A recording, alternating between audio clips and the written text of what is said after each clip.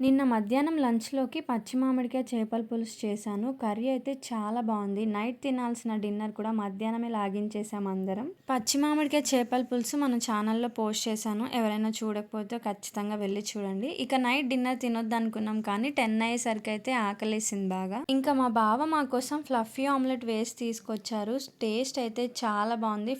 ఫ్లఫీగా omelette చాలా బా వచ్చింది. ఎవరికైనా ఇంత టేస్టీగా ఫ్లఫీ ఆమ్లెట్ కావాలంటే కామెంట్ చేయండి. ఖచ్చితంగా షేర్ చేస్తాను ఈ రెసిపీని. మన సబ్స్క్రైబర్‌లో ఒకరు కామెంట్ చేశారు. మీరు చేసిన గుత్తి కాకరకాయ నేను ఇవాళ ట్రై చేశానండి. చాలా బా వచ్చిందని చెప్పారు. నిజంగా నాకు చాలా హ్యాపీ అనిపించింది. థ్యాంక్ యూ సో మచ్ అండి. ఇంకొకటి కూడా చెప్పారు. ఇంకా వెజ్ రెసిపీస్ కూడా షేర్ చేయండి మా కోసం అని చెప్పి. ఖచ్చితంగా షేర్ చేస్తానండి.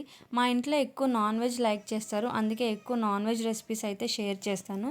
కానీ ఇప్పటి నుంచి వెజ్ రెసిపీస్ కూడా ఖచ్చితంగా షేర్ చేస్తాను. వీడియో నచ్చితే ఒక లైక్ కొట్టి మన ఛానల్‌ని సబ్స్క్రైబ్ చేసుకోండి.